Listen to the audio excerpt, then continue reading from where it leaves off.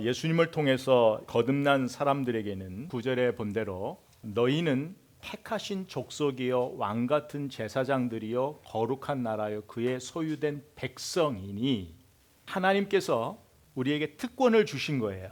주신 이유는 너희를 어두운 데서 불러내어 그의 기이한 빛에 들어가게 하신 이의 아름다운 덕을 선포하게 하려 하심이니라. 이 말씀에서 우리가 두 가지를 기억해야 되는데, 하나는 뭐냐면 특권이에요. 내가 어떤 상황에 있든지 간에 내가 믿음이 좀 부족해도 내가 예수를 믿으면 하나님께서 은혜로 이 네 가지를 우리에게 주시는 거예요. 이것은 하나님으로부터 받은 특권이에요. 거부할 수 없는 특권. 그래서 이걸 은혜라 그렇게 얘기를 했어요. 그런데 그 다음에 우리를 그 어두운 데서 불러내 주신 그 은혜가 너무 감사해서 그 아름다울 덕을 선포하게 하려 하십니다. 이 선포하는 것은 우리에게 책임이라 그랬어요. 우리가 지난주에 여기까지 이제 배웠습니다. 그러면 이제 오늘은 이 그리스도인의 삶의 밸런스가 있어야 돼요. 이 특권과 책임이 밸런스가 있어야 돼요. 이 균형을 잃어버리면 두 가지가 무너져요. 첫째는 개인적인 삶이 무너지고, 두 번째는 관계적인 삶이 무너져요. 개인적으로는 우리가 영적으로 건강하게 성장할 수 없어요. 또 관계적인 부분에서는 우리가 관계를 맺고 사는 많은 사람들이 있잖아요. 가정에서 친구, 대인관계, 직장에 많이 있잖아요. 또 공동체 우리 성도들 안에도 많이 있잖아요. 우리가 이 밸런스가 깨져버리면 이 관계가 깨져버리는 거예요. 사회적으로 오늘날 주목받고 있는 사람들은 누구예요? 정치인들이라든지 CEO들이잖아요. 이 사람들이 사회적으로 주목받고 있는 사람들이에요. 또 하나는 종교적으로 리더는 누구예요? 목사잖아요. 그러면 여러분들이 보세요. 사회적으로, 종교적으로 우리가 생각하는 리더 그룹이 있단 말이에요. 우리가 이 리더들을 불신할 때가 많이 있잖아요. 사회적으로도 불신하고 종교적으로도 불신할 때가 많이 있잖아요. 근데 어느 때 불신하게 될까요? 불신하는 것은 바로 이 특권과 책임의 밸런스가 깨져버리면 무시가 돼요. 한번 볼까요? 사회 지도층이 있는데 그냥 명령만 하는 거예요. 명령만 내리고 국민을 돌보지를 않는 거예요. 시민을 돌보지를 않는 거예요. 그러면 그 국민들이 그를 어떤 마음으로 바라볼까요? 그를 신뢰하지 않아요. 관계가 깨져버렸단 말이에요. 목사가 영적 권위만을 내세우고 성도를 돌아보지 않아요. 영적 권위만 내세우고 성도를 위하여 살지 않고 말씀대로 살지 않아요. 그러면 성도들은 그 목사와 신뢰가 깨져버린단 말이에요. 부모도 마찬가지예요. 부모가 자녀들에게 그냥 권위만 내세우지 돌보지 않아요. 책임을 지지 않아요. 사랑하지 않아요. 그러면 그 자녀는 그 부모와 신뢰가 깨져버리는 거예요. 여러분, 신뢰가 깨지는 순간에 뭐가 깨지냐면 존중하는 마음이 깨져버리는 거예요. 우리는 더 이상 그를 존중하지 않아요. 여러분들이 그렇게 믿고 따랐던 사람에게 신뢰가 깨져버리면 그 사람을 존중하지 않아요. 신뢰와 존중하는 마음은 같이 간다 이 말이에요. 그래서 이 세상 속에서 예수 믿는 사람들이 이 특권과 책임을 밸런스를 맞추면서 사는 것이 굉장히 어려운 거예요. 결코 쉽지가 않아요.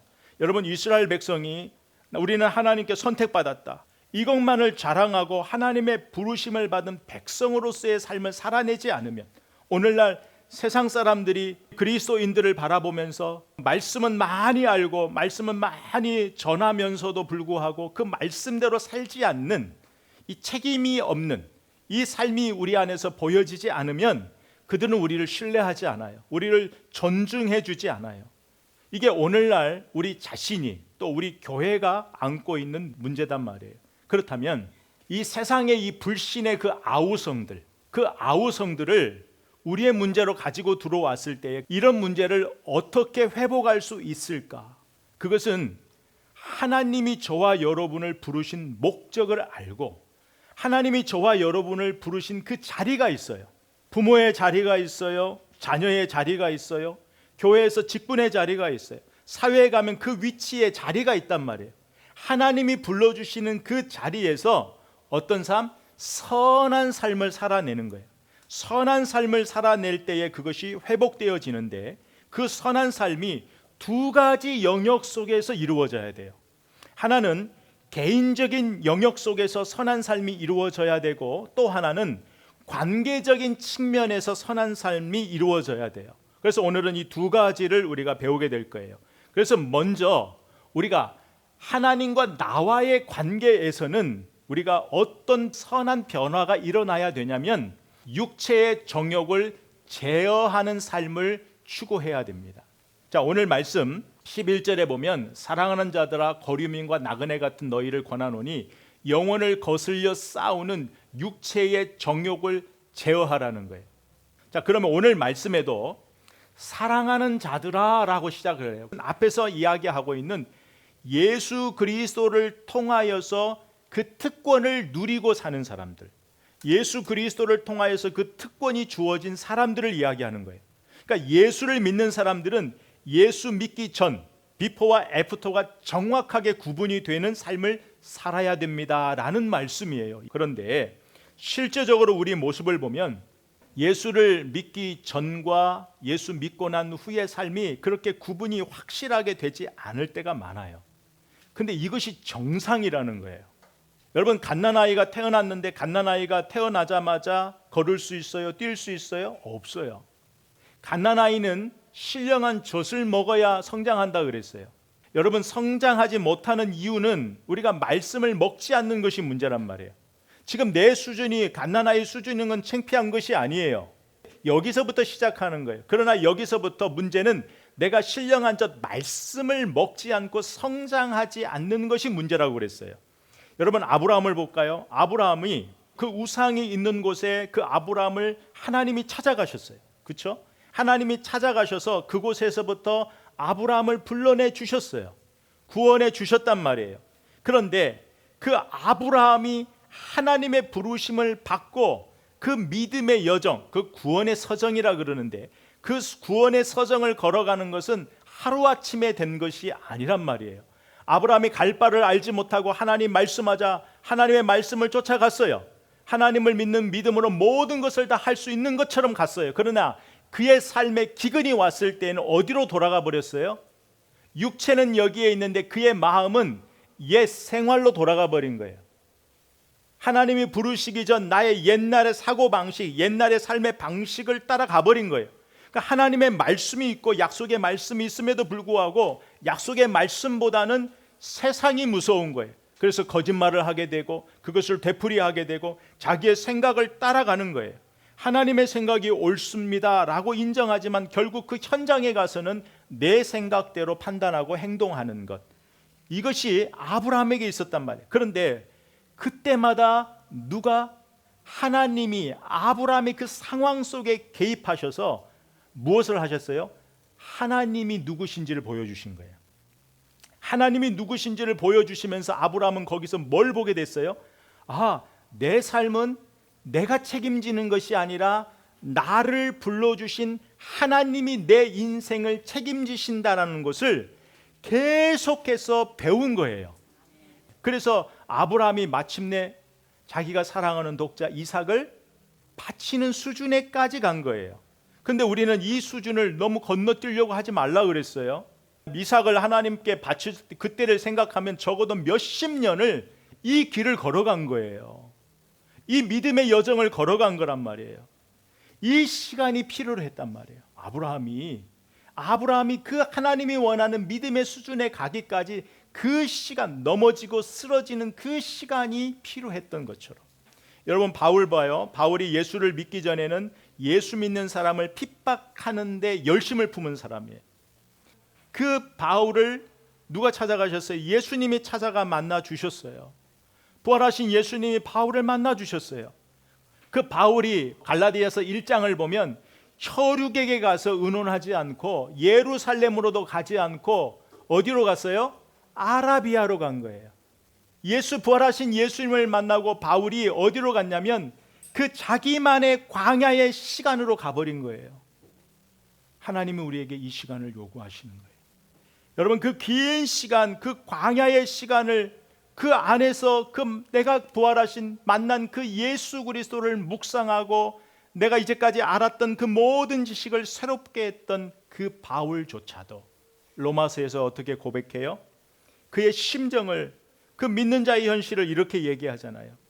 우리가 지금 어떤 길을 걷고 가고 있는지를 바울이 정의해줘요. 보면 로마서 7장 15절에 보면 내가 원하는 것은 행하지 아니하고 도리어 미워하는 것을 행한다.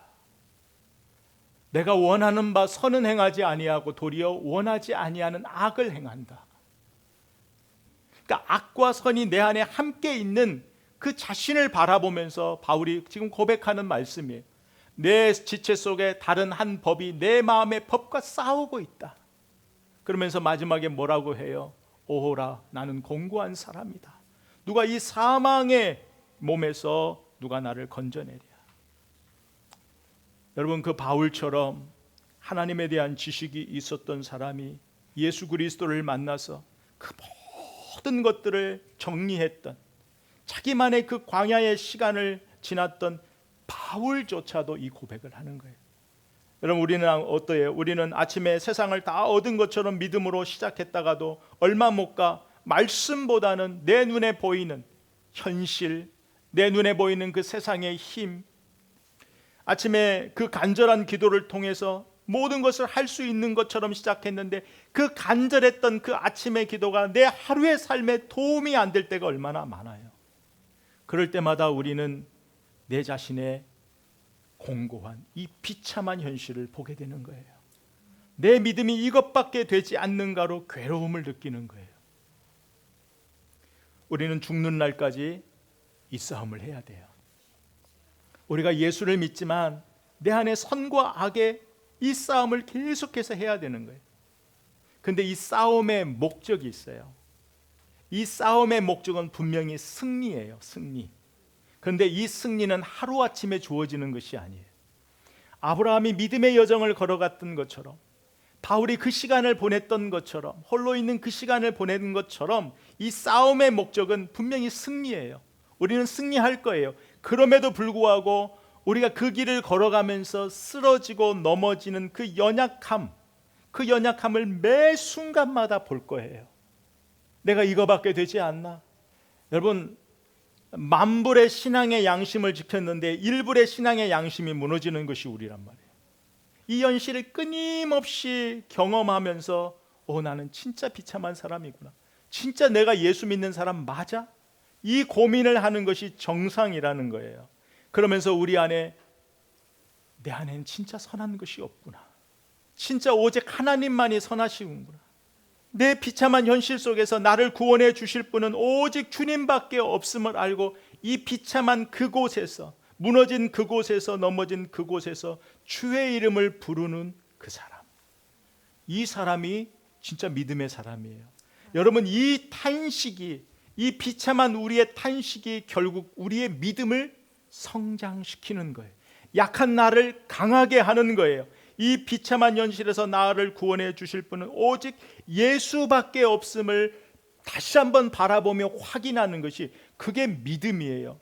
그래서 이런 삶을 경험할수록 내 삶, 예수를 믿어도 내 삶의 중심이 여전히 나에게 있는데, 이런 것들을 경험하면서 내 삶의 중심이 나로부터 누구에게로? 예수에게로 옮겨지는 이 모든 과정이 믿음의 성장인 거예요.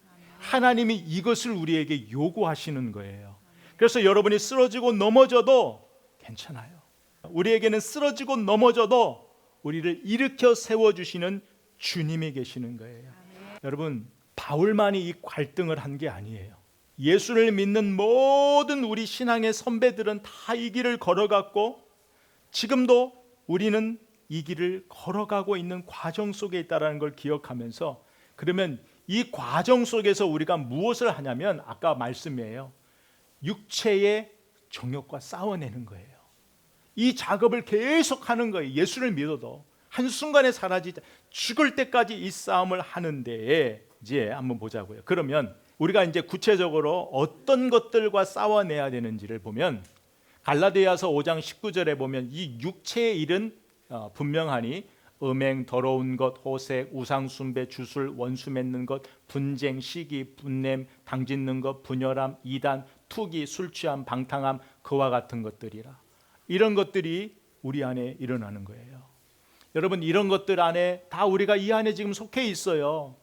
어느 때는 분쟁이 휘말릴 때가 있고, 어느 때는 시기에, 어느 때는 분냄에, 어느 때는 분열에, 투기, 방탕, 다 우리가 여기에 속해 있어요. 악한 본성, 죄성이거든요.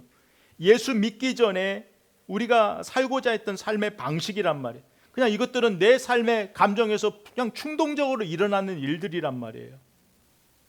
여러분, 그런데요, 예수를 믿으면은요, 이런 것들이 한순간에 사라진다는 것이 아니라 이것을 이겨내는 힘이 우리 안에 있다라는 얘기예요. 아멘. 이것을 이겨내는 힘이 우리에게서 나오는 것이 아니라 우리 안에서 주께서 주시는 힘을 통하여서 이것을 이겨내는 그 힘을 경험하는 것이 사실은 신앙생활인 거거든요.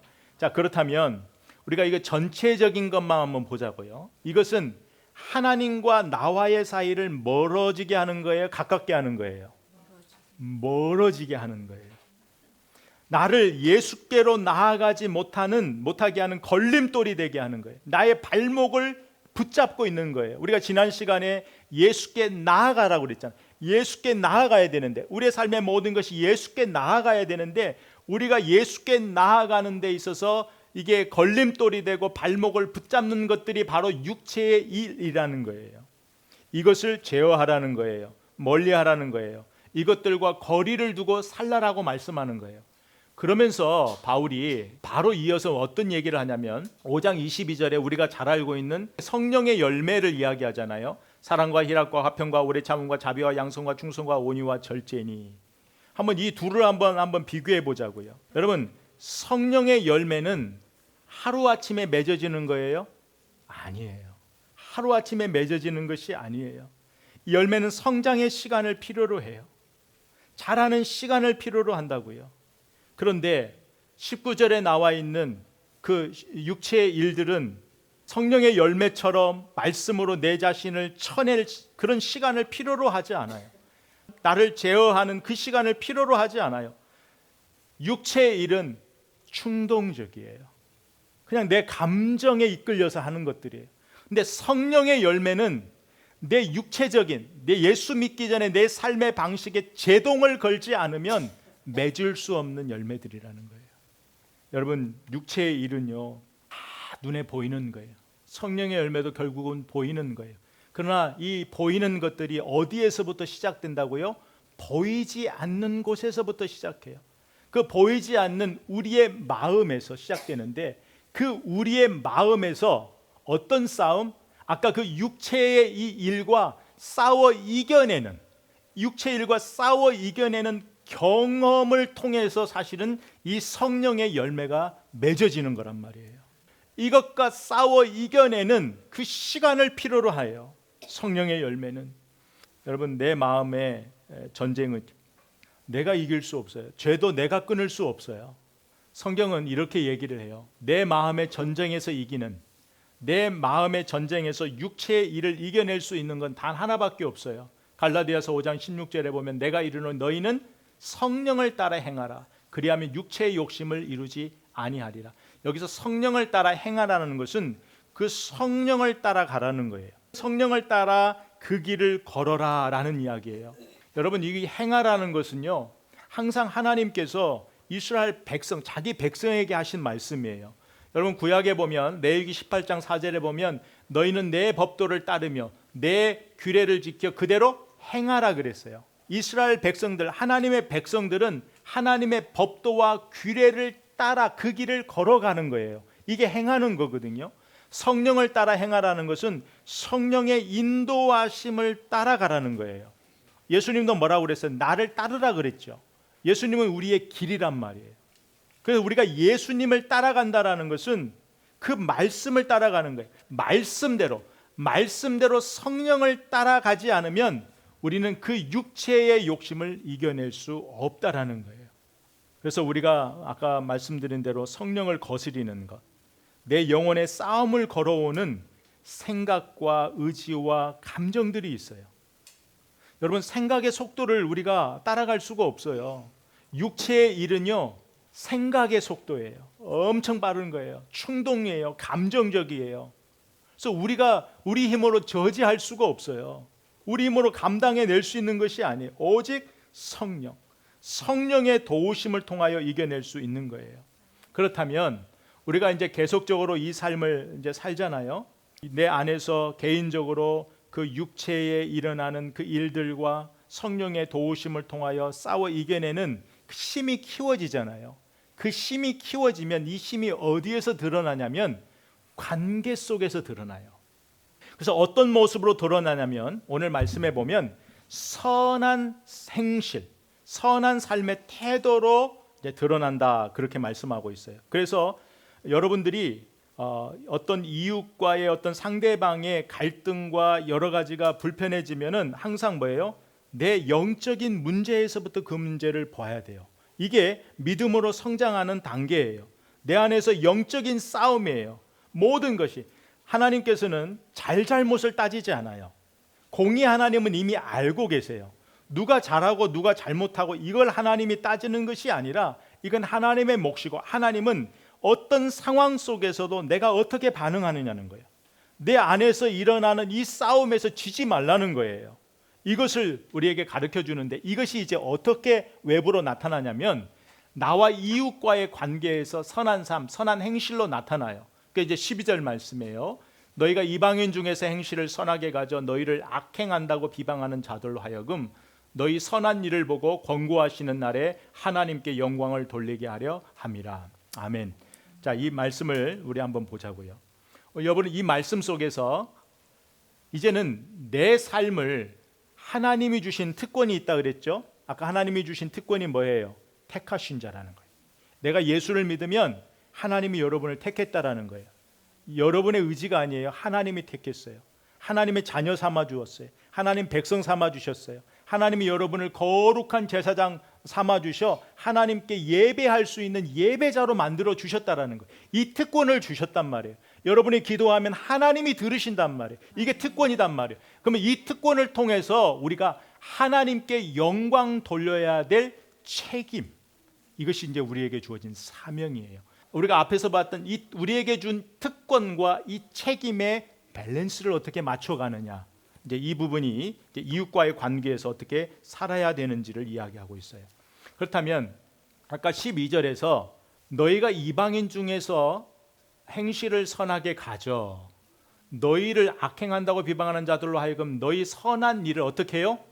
보고라고 했어요. 이 보고. 이 보고라는 단어가 중요한데 이 보고라는 단어는 감시하다, 감찰하다라는 이야기예요. 그러니까 이 말씀을 보면 아직 예수를 믿지 않는 사람들이 예수 믿는 우리를 어떻게 한다고요? 감시한다고요. 어떻게 행동하는지 관찰한다라는 얘기예요. 이것을 우리가 좀 무겁게 담아놔야 돼요. 그래서 아직 믿지 않는 자들이 우리를 주위에서 보고 있는 거예요. 그래서 우리가 선하다, 뭐 예수 믿으시오 이렇게 외치지 않아도 그들이 안 보는 것 같아도 우리의 삶을 주시하고 있다란 말이에요. 여러분, 그렇다고 해서 그들이 보고 있기 때문에 우리가 뭐 선한 삶을 살아야 되고 그들이 볼 때만 선한 삶을 살아야 되고 그것을 이야기하는 것이 아니에요. 여기서 말하는 선한 일이라는 것, 이 선이라는 것은 뭐냐면 어떤 보이는 것을 이야기하는 것만은 아니에요.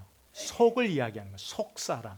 그래서 이 선한 삶은 우리 안에서 육체하고 아까 육체의 그 일들과 싸워 이겨내서 만들어진 열매란 말이에요.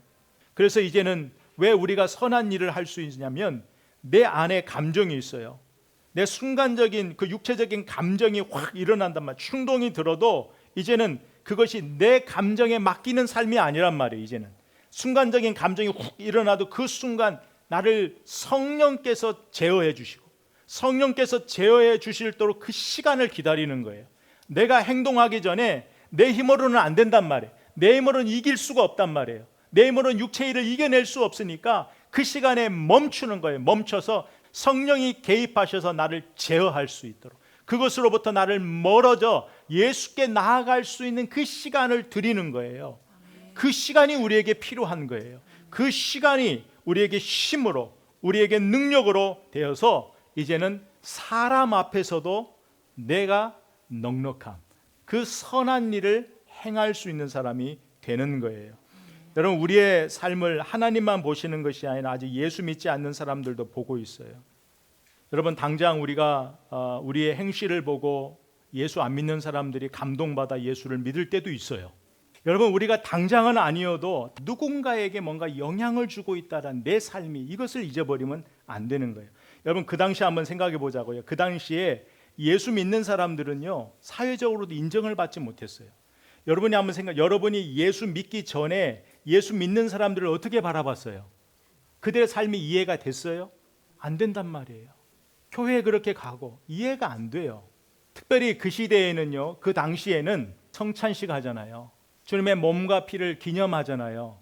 떡을 떼잖아요. 포도주를 하잖아요. 이게 예수 안 믿는 사람들에게 정상적으로 보이냔 말이에요. 안 보인단 말이에요. 그런데 그 사람들이 나중에 예수를 딱 믿고 보면 그것이 어떻게 해요? 은혜가 되고, 그 모든 사람들의 삶을 기억하면서 그들 역시 그 길을 걸어가는 거예요.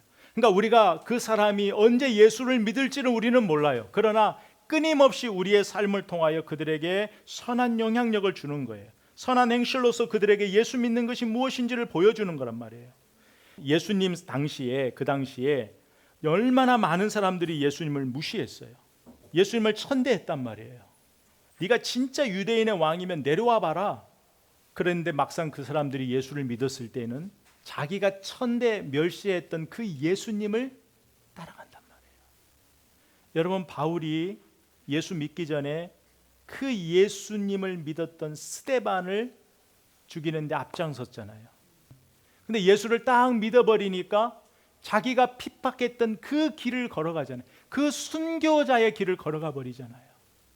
예수님의 제자들이 예수님을 믿고 따랐을 때에 예수님을 배신하고 도망쳤죠. 죽음 앞에서.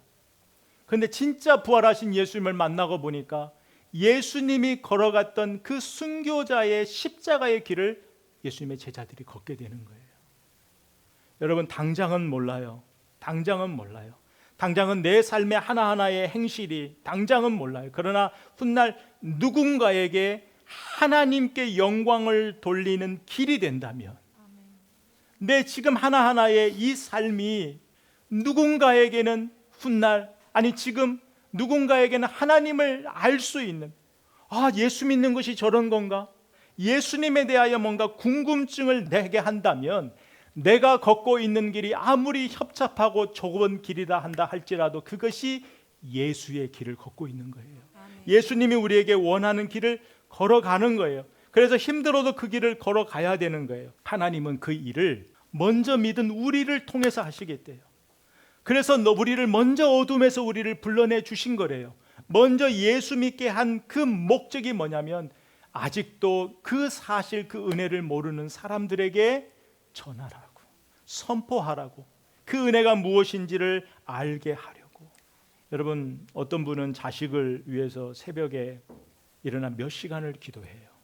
여러분, 나와 상관이 없는데 누군가의 아픔을 놓고 기도해요. 우리 성도 중에도 또 가정에도 직접적인 피해는 없지만 간접적인 피해가 이번 산불로도 좀 있었지만은 이곳에 사는 우리에게는 아무 상관이 없어요. 그래도 우리는 그 아픔을 놓고 기도하는 거예요. 우리가 알지 못하는 사람들, 우리가 알지 못하는 곳에서 사는 사람들, 그들의 아픔을 놓고 기도하는 거예요. 여러분, 롯이 소돔과 고모라 가운데에 그 멸망받는 곳에 있었을 때에 아브라함이 누구를 위해서 기도해요? 롯을 위해서 기도해요. 물론 롯도 하나님 앞에 경건한 삶을 살려고 노력했지만 하나님이 뭐라고 말씀하시냐면, 창세기 19장에 보면 하나님이 아브라함을 생각하사, 하나님이 아브라함을 생각하사. 이게 믿는 자의 삶이라는 거예요. 하나님이 여러분의 삶을 돌아봐서 누군가에게 일하실 수 있는 길이 되는 삶, 우리의 기도에 선하게 응답하시는 그 하나님을 신뢰하면서 오늘도 선한 일에 힘쓰는 우리가 되어야 되는 거예요. 아멘. 여러분, 세상 속에 하나님의 사람은 누구인가? 세상 속에 여러분은 누구예요? 여러분의 존재의 목적이 뭐예요? 무엇 때문에 살아요? 내가 왜 살지? 라는 그 삶의 대답이 오늘 말씀이 되어야 돼요. 여러분, 우리가 잘 아는 말씀 마태복음 5장 16절에 보면, 이같이 너희 빛을 사람 앞에 비추게 하여 저희로 너희 착한 행실을 보고 하늘에 계신 너희 아버지께 영광을 돌리게 하라. 에베소 5장 8절에 보면 너희가 전에는 어둠이던 이제는 주 안에서 빛이라 빛의 자녀들처럼 행하라. 이게 이제 우리에게 주신 삶이라는 거예요. 우리가 죄인 되었을 때에, 우리가 어둠 가운데 있을 때 우리를 찾아오신 그 주님, 우리에게 은혜 주신 그 주님이 아직도 어둠 가운데 있는 자들에게 우리한테 가서 빛이 되어주라는 거예요. 여러분, 빛 앞에 어둠은 다 물러가요. 여러분, 우리가 대단해서가 아니에요. 우리 안에 계신 그 예수님이 빛이시기 때문에, 우리는 빛의 자녀이기 때문에 그들 옆에 있으면 어둠이 물러가게 되는 거예요. 여러분, 오늘 말씀이 우리한테 때로는 무거운 말씀이 될 수 있을지 모르겠지만 오늘 말씀에 한 가지를 결단했으면 좋겠어요. 하나님이 주신 특권과 책임을 누릴 수 있는 삶, 이 삶은 우리를 은혜로 인도하는 거예요. 먼저 모든 문제는 내 안에서부터 시작됐다라는 것을 인정해야 돼요. 살다 보면 상대방이 여러분 가슴에 돌을 던질 때도 있어요. 살다 보면 누군가 여러분에게 불쑥 들어와 여러분 마음에 불을 던질 때도 있어요. 그럴 때에 우리는 나에게 돌을 던지고 불을 던진 그 사람을 쫓아가는 이 삶이 아니라, 그 사람이 가만히 있는 나에게 돌을 던지고 불을 던질지언정 가장 중요한 것은 그 상대방을 잡는 것보다 내 마음에 불을 끄는 게 중요하고, 내 마음에 그 불씨가 타오르지 않게 제어하는 것이 중요한 거예요. 주님은 상대방에서부터 시작하지 말고 내 안에서부터 시작하라고 말씀하세요. 먼저 육체의 일을 성령의 도우심으로 이기는 힘을 키우라 말씀하시고, 말씀으로 내 삶의 질서를 견고하게 세우라고 말씀하시고, 결국 이 삶이 우리를 선한 행실로 세워갈 거예요. 참 쉽지 않지만 내 말 한마디, 내 행동 하나하나가 누군가에게 하나님을 알 수 있는 길이 된다면, 성령을 따라 행한다라는 것은 다른 것이 아니라 어떤 상황에서도 하나님의 영광을 위하여 때로는 나의 감정을 멈출 수 있는 사람, 때로는 성령의 인도하심을 받아 내가 먼저 손을 내밀 수 있는 사람, 나아갈 수 있는 사람, 하나님의 영광이 내 삶의 모든 것에 우선순위가 되는 삶, 이것이 예수님이 주시는 특권을 누리는 책임 있는 삶입니다. 우리의 작은 행실 하나하나가 하나님과 상관이 있다는 것을 기억하며, 이번 한 주도 내 말 한마디가 영혼을 살릴 수 있다는 믿음으로 오늘 내 기도가 시간과 공간을 초월하여 역사하시는 하나님의 전능하신 손을 움직일 수 있다는 내 기도가 될 수 있다는 것을 믿음으로 바라보면서 이 시간 이 말씀의 은혜와 능력이 나로부터 시작하여 나와 가정과 내 일터와 그리고 우리 교회 하나님 나라가 더욱더 든든히 세워져 갈 수 있는 그 복된 한 주간 되기를 주의 이름으로 선포합니다.